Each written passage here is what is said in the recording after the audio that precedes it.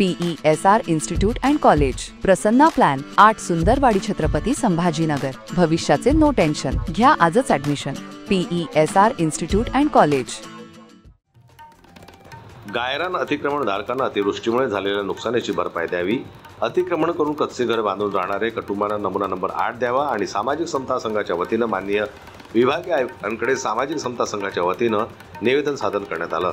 September महिन्यामध्ये अतिवृष्टीमुळे शेतकऱ्यांचं प्रचंड नुकसान झालं असून सरकार शेतकऱ्यांना नुकसान भरपाई देण्याची घोषणा करते आहे आणि नुकसान भरपाई देणार आहे, म्हणून तशीच आर्थिक मदत गायरान अतिक्रमण शेतकऱ्यांना पंचनामा करून देण्यात यावी।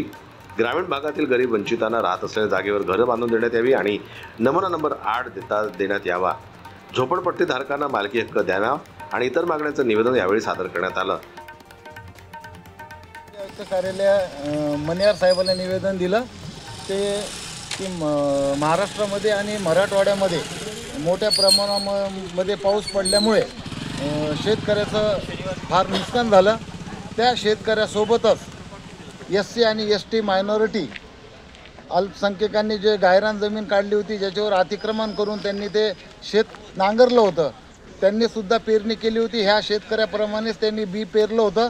ह्या शेतकऱ्याला जेवढा एकरी खर्च आला त्या गायरान धारकालाही एकरी तेवढाच खर्च आला। फक्त त्याच्याकडे 7/12 नसल्यामुळे त्याला अनुदान मिळतं का नाही ह्या परिस्थितीमध्ये सर्व मराठवाड्यातील अतिक्रमण गायरान धारक आहेत।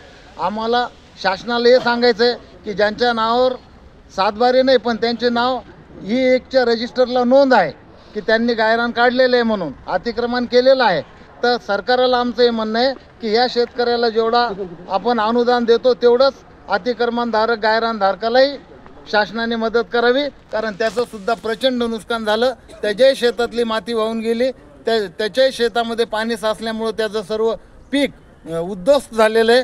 त्याचं पूर्ण कुटुंब तिथं राबत होतं। आज त्यांच्याकडे ना खाण्याची व्यवस्था आहे, ना पाणी पिण्याची व्यवस्था आहे आणि पुढच्या वेळेस शेतामध्ये त्यांनी नांगरणं खुरपणं कसं करावं हा त्यांच्यापुढे मोठा प्रश्न आहे। त्यामुळं शासनाने ह्या अतिक्रमण गायरान धारकांना ज्या इतर शेतकऱ्याप्रमाणे मदत द्यावी अशी आमची सामाजिक समता संघाची मागणी आहे। 15 दिवसात जर मागण्या मान्य करण्यात आलेल्या नाही तर सामाजिक समता संघ या सामाजिक संघटनेच्या वतीनं कार्यालयासमोर लोकशाही मार्गाने आंदोलन करण्यात येईल, असेही यावेळी संघटनेचे ससाणे यांनी सांगितलं। यावेळी सामाजिक समता संघाचे संघ ससाणे जगदेव मस्ते, अजित खान यांच्यासोबतच अन्य मान्यवर उपस्थित होते। जनमत न्यूज करता दिलीप वरघट यांची रिपोर्ट, छत्रपती संभाजीनगर। मराठी बातम्यांसाठी जनमत लाईव्हला लाईक करा, सबस्क्राईब करा आणि बेल आयकॉनला दाबायला विसरू नका।